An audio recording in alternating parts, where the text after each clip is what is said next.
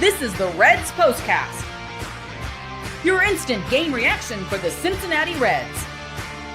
Part of the Locked On Podcast Network, your team every day. Good evening, Reds fans, and welcome to another edition of the POSTCAST brought to you by Locked On Reds and the Locked On Podcast Network, your team every day. I'm Tim Daniel. I am a lifelong Cincinnati Reds fan. I've been podcasting about this team for 5 years at publications such as Late Night Reds and the Riverfront. And I want to thank you all for spending some time with me on this Tuesday night as we discuss a really wild baseball game tonight as the Cincinnati Reds do drop to the Toronto Blue Jays at 12-9. If you are just hanging out with me for the first time, welcome. Thank you so much for joining us. We're so glad to have you. Please be sure to hit that notification button so you can not only get my show after each and every game, but you can get Jeff and Steve Monday through Friday on Locked On Reds, or on the occasion, me on Locked On Reds. I got to do that this morning with Steve. That was a lot of fun. This episode is brought to you by our friends over at FanDuel. Football season is around the corner. Visit the FanDuel app today and start planning your future bets now. On today's show, it was a bullpen day bummer. But you know what? They've had worse losses. So we're going to dive into that. I want to talk about the offensive highlights today because even in a day where they lost, there was a lot of fun in that game. Offensively. So I want to discuss that as well. And then I looked it up. I did a little trend searching as I do, and I'm kind of curious. Has Ellie found something in his swing again? We're going to talk about that and a whole lot more. And of course, we're going to hear from you, our everydayers, as well. Let's go ahead and let's get this show started, shall we? This is what you'll be talking about. So when you're going against the Toronto Blue Jays, who are a World Series contender, and your starting pitcher is scratched late because of illness, you don't feel good about your chances, right? And then you're down 4-0 after the first inning. You're down 8-1 after the second. Things feel really bad. But with that being said, the Reds fought really hard tonight. And I know at this point in the year, we need them to win every game we possibly can, and you need the Mets to help you out a little bit by dropping some games. That's, I get it. All that is 100% true. But I still like that they fought like hell tonight. I still like that they played really hard. Did it go their way? No. Is it frustrating they lost because of where they're at in the season? Yes. But I really liked the heart they showed tonight. And I know that's so yay effort thing of me, participation trophy. And that's not my intent. What I'm trying to say is that there's been a lot of games they've fallen into this year where they've gotten beaten down pretty bad like that, right? And they just couldn't make any effort and came back. They've had games where they've been the team that's had that lead this year, right? And lost.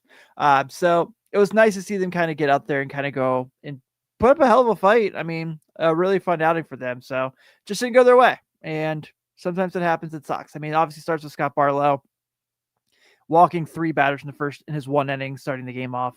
Not very good.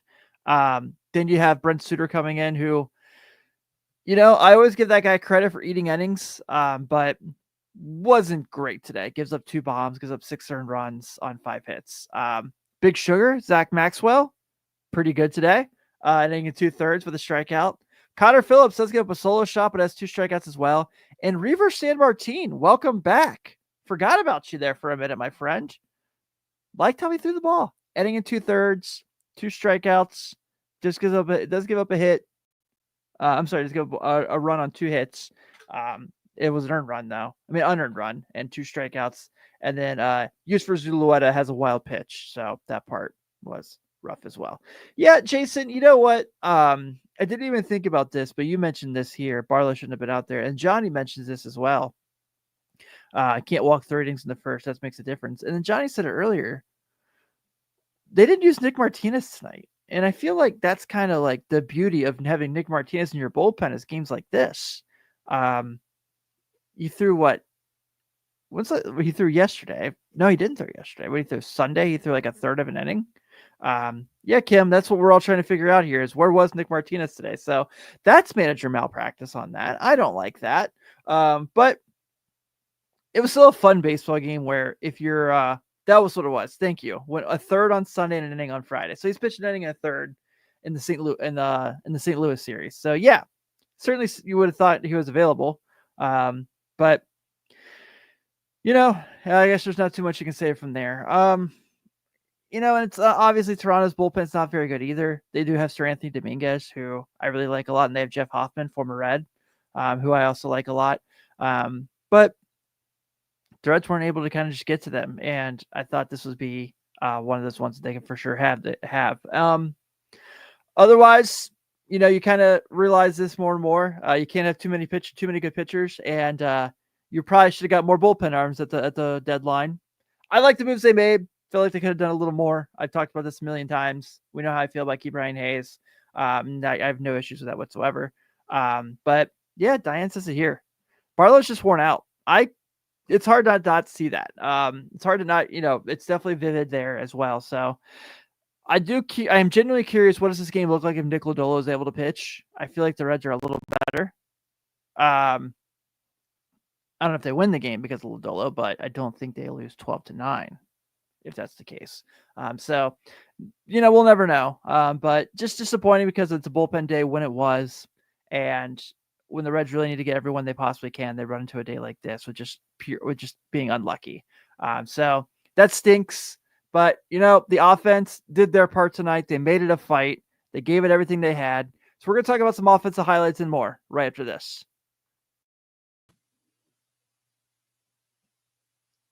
This episode is brought to you by PrizePicks, the daily fantasy app where making the right call can actually pay off.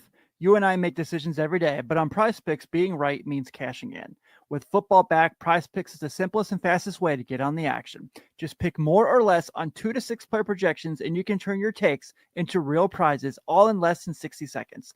I've been using PrizePicks lately, and it's such a fun way to stay locked in for the season. It's quick, easy, and honestly my favorite way to follow along with football. I love checking projections like Josh Allen for more or less than 270 passing yards or Saquon Barkley for more or less than 1 rushing touchdown. And the best part, even if one of your picks misses, PrizePicks invented a flex play, so you can still double your money. Download the PrizePicks app today and use code LOCKEDONMLB to get $50 in lineups after you play your first $5 lineup. That's code LOCKEDONMLB for $50 in lineups after your first $5 play. PrizePicks, it's good to be right. The NFL season is almost here, and FanDuel is making sure you're ready for kickoff with a can't-miss offer. Right now, new customers can bet just $5, and if your bet wins, you'll get $300 in bonus bets to use across the app. I love using FanDuel because it fits however you like to bet. Player props, building a same-game parlay, or even jumping in live as the action unfolds. It makes every game more exciting, whether you're watching your team or just keeping an eye on your fantasy lineup. It's quick, easy, and the best way to add a little more energy to Sundays. So are you ready to play? Download the FanDuel app now by visiting FanDuel.com to get started. That's FanDuel.com to place your first $5 bet.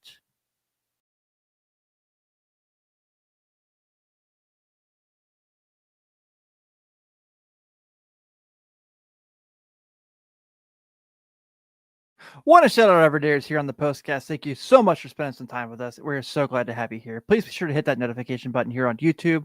So like I said, you can not only get my show after every game, but you can get Jeff and Steve Monday through Friday on Locked On Reds as well. And of course, if you can't follow us along here on YouTube, be sure to follow us on your podcast app of choice. We're on all of them. And when you're done checking us out, be sure to go and hang out with Locked On MLB. You can check out MLB Game Night. They watch every single game, so you don't have to.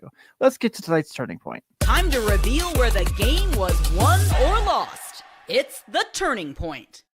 Man, they're giving a lot of twists and turns and so many things here that I thought they could have gone the Reds' way, and it just didn't. But it feels like when the Reds made that big run there at the end after like the Austin Hayes homer, Toronto goes and they get up about.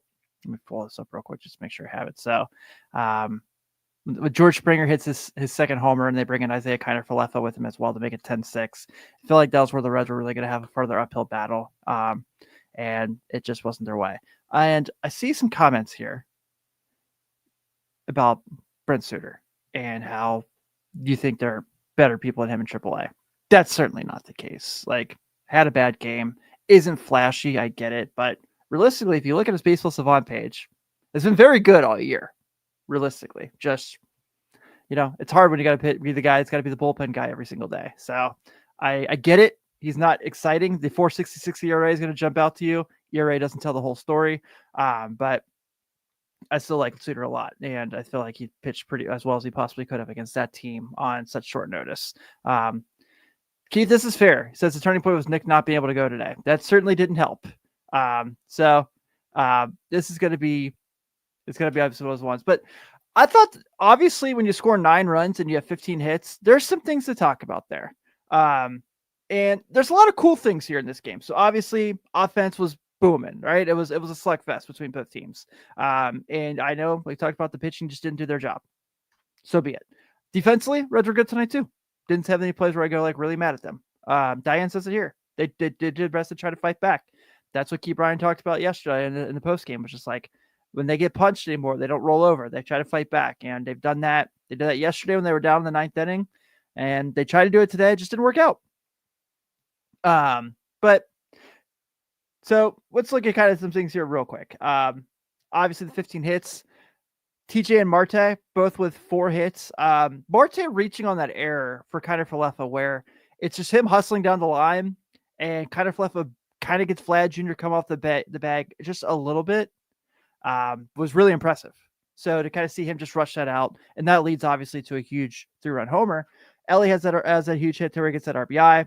That's really big as well. Ellie draws a walk. We're going to talk about Ellie in the next segment. Austin Hayes, 3-run homer. First pitch, no doubter in the bleachers. Fantastic. You love to see it. Sal Stewart getting an infield hit. Wasn't Isaiah Kiner Falefa supposed to be a really good third baseman? I feel like the Reds kind of picked on him a little bit tonight defensively. Keep Brian Hayes, 2 more hits. Jose Trevino, 2 hits. Matt McLean keeps swinging the bat. Keeps finding a way to get hits. He's had a really nice homestand. Swinging the bat again really well of late. Has a 318 batting average in his last 7 with an OPS 1.036. So this is where we kind of starting to see that Matt McLean. The bat speed looks like it's coming back finally. It looks like he's kind of getting his bat speed again. So I have a feeling 2026 is going to be a really, really good year. And I feel like we're going to see a lot of good stuff there. So his ERA is not 24. That's not how that works at all. But I digress. I'm not going to get in arguments here. I just want to have a good time. So really fun day for the offense there as well. Just, leaving 8 on base, you lose by 2. Kind of have those days. 4 for 12 runners in scoring position. Trevino's double play. Those little things is obviously what kind of beat him. But love to see how the offense battled today. Wasn't their day. Obviously, that's a tough team to kind of go bat for bat with because they have George Springer and Bo Bichette and Vlad Jr. and Dalton Varsho, who all of a sudden is swinging the bat really well. So just a tough day, but really liked what they did as well. But Ellie De La Cruz, I think, is starting to find a little something again. And maybe the homers aren't quite back yet, but he's finding really other ways to contribute for this team offensively. And I'm going to kind of dive into that a little bit more right after this. Hey Reds fans, are you still paying full price for gas? Stop leaving money behind. Get real cash back every time you fill up with the free Upside app. Simply download the free Upside app in the App Store or Google Play right now and start earning cash at the pump today. Use my limited time promo code SEASON and you'll get an extra 25 cents back per gallon on your first fill up. You can make up to $300 a year just from buying the gas you already needed. At first I thought it was too good to be true, but it's totally legit. Real people are getting paid just to make their daily commutes, and you can too. Plus, you can cash out anytime to your bank account, PayPal, or an e-gift card for Amazon and other brands. Don't let this offer drive on by. Download the free Upside app now. Use my limited time promo code SEASON for a limited time 25 cents per gallon bonus. That's promo code SEASON. Offer varies by location and user. Go to upside.com for terms and conditions.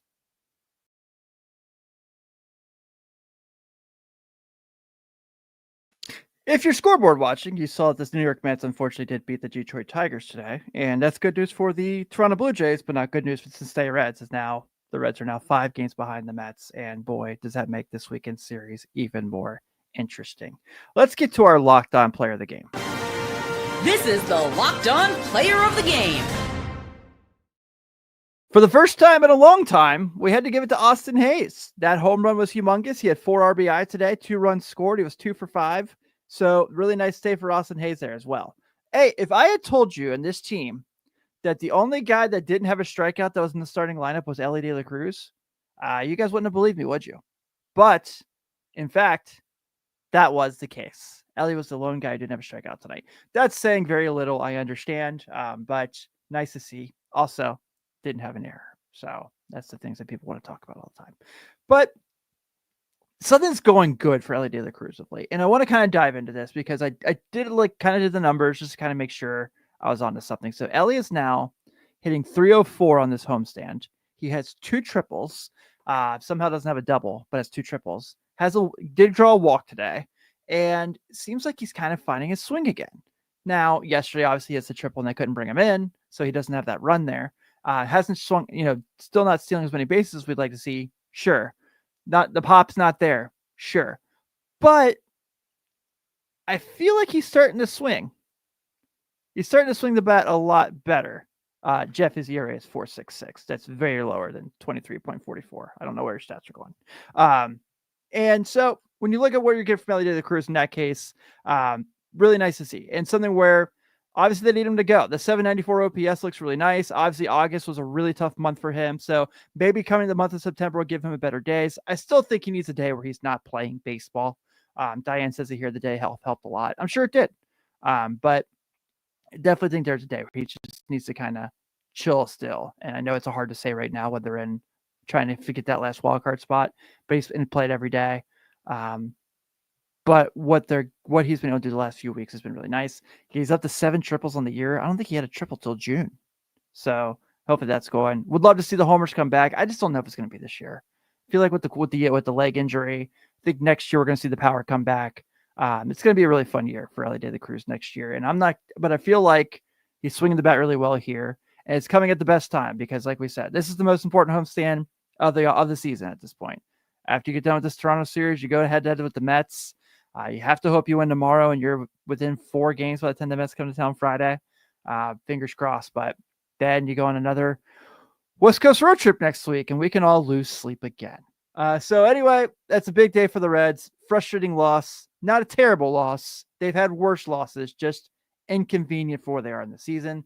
But we'll go ahead and wrap this up as the Reds are losers tonight to the Blue Jays 12-9. The Blue Jays have 12 runs on 12 hits and an error. The Reds have 9 runs on 15 hits and no errors.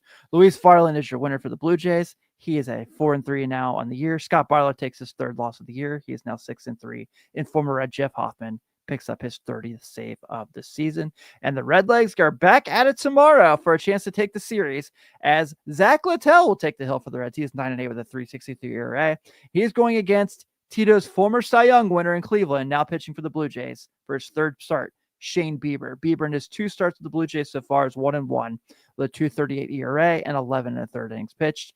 First pitch will be at 6:40. Everyone, thank you so much for hanging out with me tonight. I'm Tim Daniel. Have a great night. Let's win this series tomorrow and feel good. Get ready for this next series. Take it easy, everybody.